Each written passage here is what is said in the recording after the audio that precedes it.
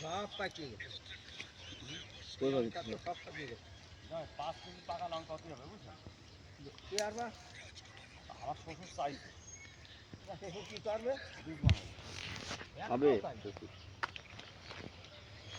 আমার ব্যবসা তো দিবি না।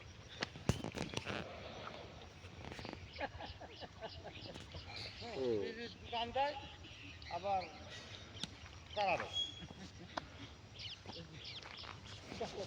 এনার কথা একটু কেমন কেমন আছে, একটু বুদ্ধি করছে খাওয়াই বেশি।